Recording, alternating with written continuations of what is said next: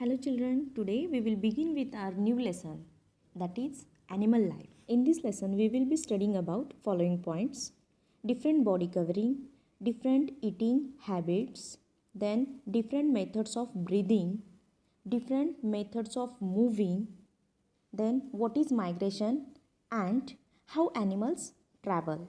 Now, we all know that animals live in many different surroundings. They are found in forest, they are found in river, they are found in seas, ponds, deserts, mountains, snow-covered regions, and they are even found in air. Apart from that, even if you look around your house, you will find animals. Then, in your house, maybe small insects, maybe birds. So, you have animals all around your house. So in this particular lesson, we will be looking more in detail about animals and various different characteristics of animals. Now, the surrounding in which an animal lives is called its habitat. It means the place where animals found. Suppose if animals lives around your house, then your house will be habitat for that particular animal. And animals have various body features that help them to survive in that particular habitat. Suppose you take a polar bear for example. If it has to survive in snow region, it has so many fur covered all around body. Right children? Here what is the meaning of fur? Fur means hair present all around the body. That is the different body features that helps the polar bear survive in the snow region. Then we know that animals come in various different shapes and sizes. Animals like amoeba cannot be seen with our naked eyes. We need to use microscope to see an amoeba. And also we have the huge animal on earth which is blue whale, which is the many times the size of an elephant. So you can see animals are vary from microscopic up to the largest animals.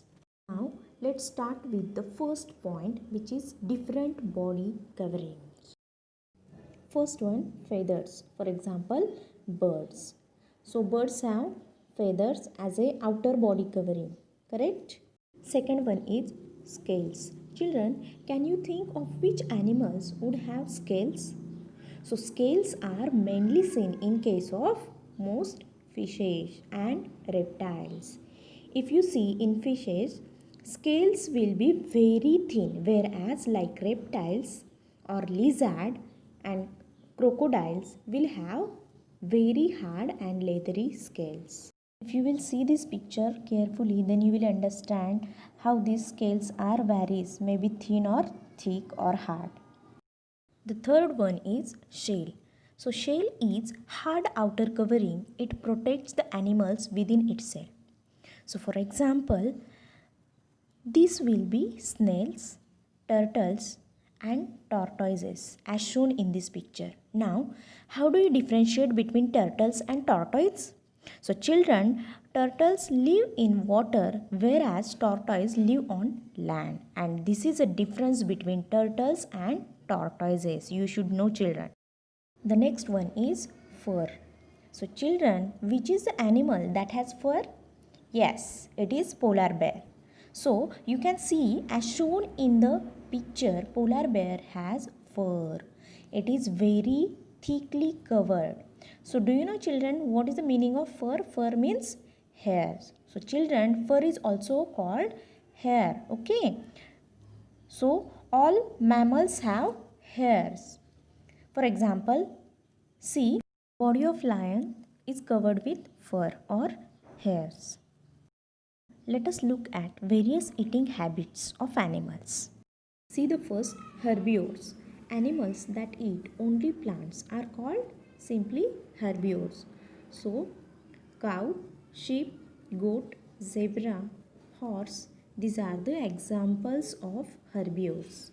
If you look at this animal, their body part is also adapted for the kind of food they eat, correct? These animals have very sharp front teeth so that they can cut and bite grass and leaves and other plants, whereas they have very flat back teeth that helps them grinding the food.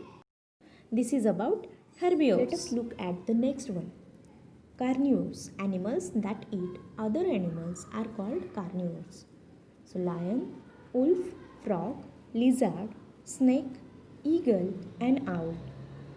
All of these are carnivores and they eat other animals. These animals have pointed front teeth, so this helps them tearing the food, and also they have very strong back teeth that helps them to chew the flesh. In case of birds like the eagles, they have very sharp claws.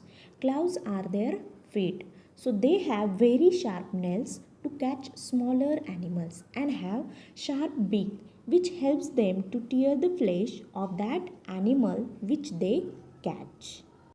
This is about carnivores. Now let us see third one, that is omnivores. Animals that eat both plants as well as animals are called omnivores. For example, humans, chimpanzee, ducks and bears. These are the examples of omnivores. So their teeth are adapted as such that they can eat plants as well as animals also. So children, we have learned about all three different eating habits such as herbivores, carnivores and omnivores. Let us understand different methods of breathing. In order to stay alive, animals need to breathe continuously, right? So oxygen has to be taken in during breathing and carbon dioxide is given out. This phenomenon is called breathing. Now, different animals use different methods of breathing. Let us see one by one. First one we will see breathing through the lungs. So mammals, birds and reptiles, they all have generally two lungs which are connected by breathing tube or nostril. So you can see in this picture. So children, you know very well we have two lungs and with the help of lungs only we can breathe. So we takes in oxygen and gives out carbon dioxide as a waste product. Correct children? Second method is breathing through moist skin. Some animals which use moist skin to breathe like the earthworm and frog when it is in water. And when frog is on land, it generally breathes with the help of lungs. But children, when frog is in water, it uses its skin to breathe. The third method of breathing is with the help of spiracles. So children, what are spiracles? Spiracles are exclusively seen only in insects. Okay.